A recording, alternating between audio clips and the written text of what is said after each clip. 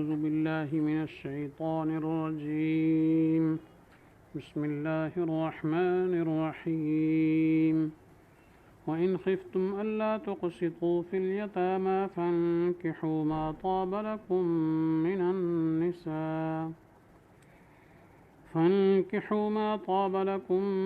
النساء مثنى وثلاث ورباع فإن خفتم ألا تعدلوا فواحدة أو ما ملكت أيمانكم ذلك أدنى ألا تعولوا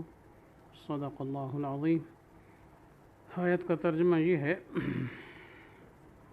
اور اگر ڈرو کہ نہ انصاف کر سکو گے یتیم لڑکیوں کے حق میں تو نکاح کر لو جو اور عورتیں تم کو خوش آویں، 2 2 3 3 4 4۔ پھر اگر ڈرو کہ ان میں انصاف نہ کر سکو گے تو ایک ہی نکاح کرو یا لونڈی جو اپنا مال ہے، اس میں امید ہے کہ ایک طرف نہ جھک پڑو گے۔ تو پچھلی آیت میں یتامہ کے حق تلفی کی ممانعت تھی کہ ان کے مال میں وہ خرد برد نہ کریں، لیکن اب بھی یتیموں کے بارے میں یہ حکم دیا جا رہا ہے، دوسرا حکم ہے، لیکن یہاں حکم ازدواجی رشتہ کے بارے میں، نکاح وغیرہ کے بارے میں۔ اصل مسئلہ یہ ہے کہ عرب میں یہ دستور تھا کہ جن کے پاس یتیم لڑکیاں ہوتی تو متولی دیکھتا، اگر وہ لڑکی حسین و جمیل ہے یا اس کا کوئی مال شال وافر ہے تو پھر وہ اس کا نکاح اپنے سے یا تو کر دیتے تھے یا پھر اپنی اولاد میں سے کسی کے ساتھ اس کا نکاح کر دیتے تھے، اور ساتھ ساتھ یہ زیادتی کرتے تھے کہ اس کا مہر اپنی مرضی کا مقرر کرتے تھے، بہت کم مہر، یعنی عام جو دستور کے مطابق مہر ہے وہ نہیں دیتے تھے، چونکہ ان کے نگرانی یہ خود ہوتے تھے، متولی خود ہوتے تھے۔ اس بنا پر یتیم لڑکیوں کا یوں کیا حق مارا جاتا تھا اور مہر صحیح نہیں دیتے تھے، اور اگر مال شال اس کا ہوتا تو مال پر بھی قبضہ کر لیتے تھے، تو ایسی صورتیں پیش آتی رہیں۔ حضرت عائشہ رضی اللہ تعالیٰ عنہ کی روایت ہے کہ آپ صلی اللہ علیہ وسلم کے زمانے میں ایک ایسا ہی واقعہ پیش آیا کہ ایک شخص کی ولایت میں ایک یتیم لڑکی تھی اور اس کا ایک باغ تھا جس میں یہ لڑکی بھی شریک تھی، تو اس شخص نے اس یتیم لڑکی سے خود اپنا نکاح کر لیا، اور بجائے اس کے کہ اپنے پاس سے مہر وغیرہ دیتا، اس کے باغ کا حصہ بھی اپنے قبضہ میں لے لیا، یعنی یہ زیادتی ہوتی تھی۔ تو اس سلسلے میں یہ آیت نازل ہو گئی یہ کہ یتیم بچیوں کے بارے میں کیا انصاف کرو۔ انصاف کی صورت یہی ہے کہ مہر مثل دیا جائے، اور دوسرا یہ ہے کہ ان کا مہر جو ہے وہ صحیح اور ان کے مال پر بھی قبضہ نہ کیا جائے۔ یہ فرمایا وَإِنْ خِفْتُمْ أَلَّا تُقْسِطُوا فِي الْيَتَامَى، اگر تمہیں یہ ڈر ہو، صرف خوف ہو، احتمال ہو جی کہ انصاف نہیں کر پاؤ گے، لیکن اگر یقین ہو کہ انصاف نہیں کر سکو گے تو پھر تو بطریق اولا سخت گناہ ہے، تو ایسی یتیم بچیوں سے نکاح کرنے سے روک دیا گیا جی۔ بلکہ آگے فرمایا فَانْكِحُوا مَا طَابَ لَكُم مِّنَ النِّسَاءِ مَثْنَىٰ، اس کے علاوہ اور عورتیں جو تمہیں پسند آئیں، طابہ کا معنی حلہ بھی ہے اور اس کا معنی پسند آنا، یعنی جو حلال ہیں، یہ جو پسند آئیں، مراد دونوں ہے، یعنی اس کے علاوہ جو پسندیدہ حلال عورتیں ہیں جی ان میں سے تم نکاح کر سکتے ہو، تو یتیم لڑکیوں کے ساتھ یوں زیادتی نہ کرو۔ تو ایک تو اس سے روکا گیا، لیکن آگے پھر فرمایا عورتیں جو نکاح کرنی اس میں بھی کیا ہے، پہلے زمانے میں یہ تھا کہ بے روک ٹوک نکاح جتنے مرضی کرتے چلے جاتے تھے، کسی کے پاس 10 ہوتی، کسی کے پاس 8 ہوتی، کسی کی زیادہ کسی کی کم، تو بہرحال بے روک ٹوک کوئی حد نہیں ہوتی تھی، جتنی مرضی عورتیں نکاح کر لیں۔ لیکن اسلام نے کیا ہے اس پر پابندی لگا دی جی کہ نہیں، 2 کر لو، 3 کر لو، 4 کر لو، 4 سے آگے کی اجازت نہیں ہے جی۔ عام مسلمانوں کے لیے، امت کے لیے 4 سے اوپر نکاح کرنا بیک وقت یہ جائز نہیں ہے۔ ہاں 4 اکٹھی رکھ سکتا ہے، ہاں اگر ان میں سے ایک کو طلاق دے دیتا ہے خدا نخواستہ کوئی ایسی صورت پیش آ جاتی ہے یا مثال کے طور پر مر جاتی ہے، تو پھر کیا ہے 4 کا عدد پورا کر سکتا ہے۔ 4 سے اوپر نکاح کرنا عام مسلمانوں کے لیے، امت کے لیے یہ جائز نہیں ہے۔ اور پھر آپ صلی اللہ علیہ وسلم نے یہ بھی اپنے عمل سے بیان فرما دیا کہ یہاں قرآن میں جو ہے نا 2 2 3 3 4 4 اس سے آگے بیان نہیں کیا، تو اس کا مطلب یہ ہے کہ 4 سے اوپر بیویاں رکھنا درست نہیں ہے، ناجائز ہے، حرام ہے۔ تو اس آیت کے نزول کے بعد کچھ واقعات بھی ایسے پیش آئے، جن میں سے ایک واقعہ حضرت غیلان بن اسلمہ ثقفی کا ہے۔ وہ جب مسلمان ہو گئے تو اس وقت ان کے نکاح میں 10 عورتیں تھیں، وہ عورتیں بھی ساری مسلمان ہو گئیں۔ تو رسول اللہ صلی اللہ علیہ وسلم نے قرآن کے حکم کے مطابق ان کو حکم یہ دیا کہ ان 10 میں سے 4 کو چن لیں،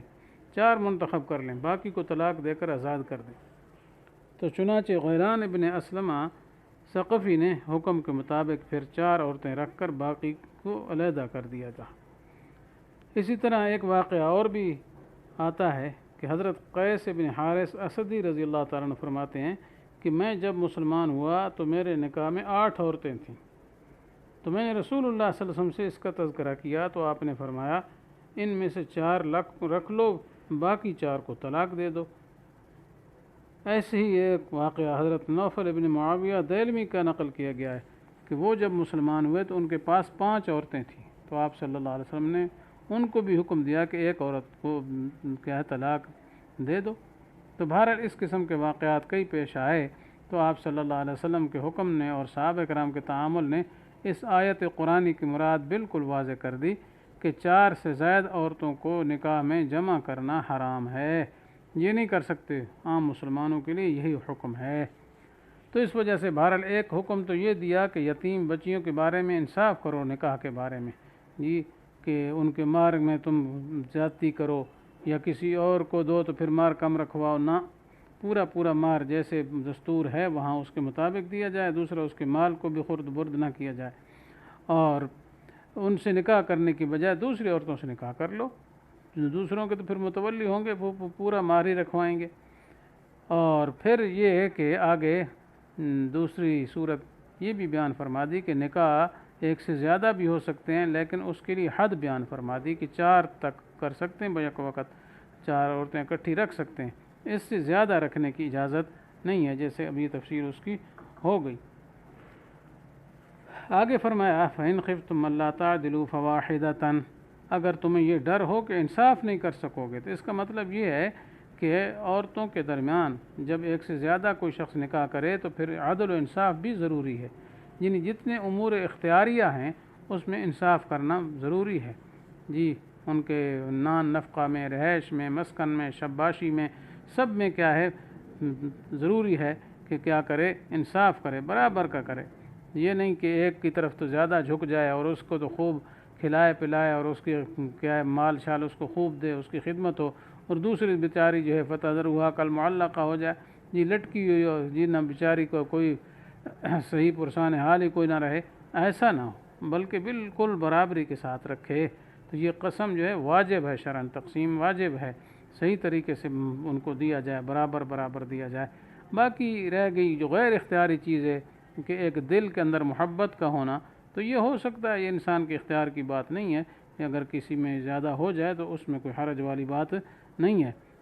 کیونکہ محبت اپنے اختیار میں نہیں ہوتی، اس میں کمی بیشی کا جو ہے وہ خیر ہے، کوئی مسئلہ نہیں اتنا، تو اس لیے عدل کرنا ضروری ہے۔ اور فرمایا اگر عدل نہیں کر سکتے تو پھر ایک ہی پر گزارا کرو جی، پھر ایک ہی ہے جی، کیونکہ جب عدل نہیں کرے گا تو ظالم ہوگا، تو پھر کیا فائدہ جی، تو اس لیے فرمایا اگر عدل کا صرف یہ کہ ڈر ہے کہ عدل نہیں کر سکو گے، احتمال ہے، لیکن اگر جس کو یقین ہے، اپنے حالات شالات وہ دیکھتا ہے، جائزہ لیتا ہے کہ میں ایسی طبیعت کا بندہ ہوں یا میرے حالات ایسے ہیں جی کہ میں انصاف تو نہیں کر سکوں گا، تو پھر اس کو دوسری نہیں کرنی چاہیے، پھر گناہ ہے بہت بڑا، تو پھر اس صورت میں ایک ہی پر گزارا کرے۔ آگے فرمایا او ما ملکت ایمانکم، یا تم ایک بیوی کی بجائے ایک لونڈی ہی جو ہے تمہاری اس سے گزارا چلاؤ،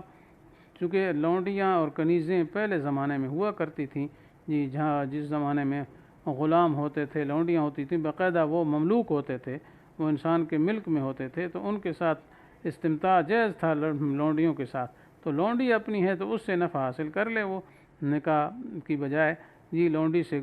گزارا۔ لیکن آج کل کسی کو ایسے لونڈی بنا لینا جی وہ درست نہیں ہے، کیونکہ اس وقت پوری دنیا میں کہیں غلام لونڈی نہیں رہے، ختم ہو گئے، آزاد کر دیے گئے، اور نیا سلسلہ تھا جہاد کی صورت میں مسلمانوں کے قبضے میں جو آتے تھے ان کو غلام لونڈیاں بنایا جاتا، وہ ختم ہو گیا۔ لیکن اب معاہدہ ہو چکا ہے عالمی سطح پر کہ غلام لونڈی نہیں بنائیں گے، تو بہرحال جب تک کیا ہے وہ شرعی طریقے سے غلام لونڈی نہ ہوں اس وقت تک کیا ہے ان کو اس طریقے سے استعمال کرنا منقوہ کی بجائے یہ درست نہیں ہے۔ آج کل تو نوکرانیاں ہوتی ہیں، نوکر ہوتے ہیں، یہ تو گھروں میں رکھے جاتے ہیں نوکرانیاں، وہ مملوکہ نہیں ہوتی، ملک نہیں ہوتی، وہ تو اجیرہ ہوتی ہیں، یعنی وہ خدمت گار ہوتی ہیں، تنخواہ لیتی ہیں، ٹھیک ہے۔ اور جو مملوکہ ہوتی تھی ان کی تنخواہ نہیں ہوتی، وہ تو اپنا مال ہے، جیسے انسان اپنی گاڑی استعمال کرتا ہے، اپنے جانور ہیں، اونٹ ہے، گائے ہے، بکری ہے، اس کو استعمال کرتا ہے، اس سے نفع اٹھاتا ہے، دودھ پیتا ہے، گوشت کھاتا ہے جی، تو وہ تو مملوک ہوتے ہیں۔ اس طرح پہلے زمانے میں مملوکہ عورتیں ہوتی تھیں، وہ لونڈیاں ہوتی تھیں، آج کل وہ ناپید ہیں، آج کل کسی کو ایسے بنا لینا یہ جائز نہیں ہے۔ تو بہرحال اب صورت وہی پہلی ہے کہ ایک عورت سے نکاح ہی کر لے۔ تو آگے فرمایا ذالک ادنیٰ اللہ تعولو، کہ یہ اس کے زیادہ قریب ہے کہ تم ایک طرف نہیں جھک پڑو گے، مراد یہ ظلم نہیں کرو گے، زیادتی نہیں کرو، کیونکہ جو 2-3 ہوں گی تو خطرہ ہے کہ ظلم ہو، ایک کی طرف زیادہ میل ہو جائے اور پھر اسی کی خدمت میں لگ جائے۔ لیکن جب ایک ہوگی تو پھر اس میں زیادہ بہتر یہ ہے کہ وہ زیادہ قریب ہے اس کے کہ ظلم نہیں ہوگا۔ تو یہ ادنا فرمایا، مطلب یہ ممکن تو ہے ایک پر بھی زیادتی کرے، تو معلوم ہوتا ہے ایک پر بھی زیادتی کرنا جائز نہیں ہے۔ عورت کے حقوق جو ہے اللہ تعالیٰ نے رکھے ہیں جی، تو اس شرعی حقوق کے مطابق اس کو رکھے، اور اس کو بالکل کیا ہے تابع کرنے کی اور اس کے ٹیڑھ کو ختم کرنے کی کوشش نہ کرے، بلکہ اس کے مزاج کے مطابق اس سے گزارا کرے۔ جیسے آپ صلی اللہ علیہ وسلم نے فرمایا ہے کہ عورت جو ہے وہ بائیں بسلی سے پیدا ہوئی ہے، اس کو آپ بالکل سیدھا کرنا چاہیں گے تو سیدھی نہیں ہوگی، پھر توڑ ہی دو گے جی۔ تو اس وجہ سے اس کے ساتھ اس کے مزاج کے مطابق مرد جو ہے اللہ نے اس کو بڑا قوی بنایا ہے، تو وہ گزارا کرے جی، ظلم بالکل نہ کرے جی۔ تو اللہ تعالیٰ سے دعا ہے کہ اللہ تعالیٰ اس آیت پر صحیح عمل کرنے کی توفیق نصیب فرمائے، اور اللہ تعالیٰ یتیموں کی، باقی یتیموں کی بھی حق تلفی سے سب کو بچائے، آمین۔ وآخر دعوانا ان الحمد للہ رب العالمین۔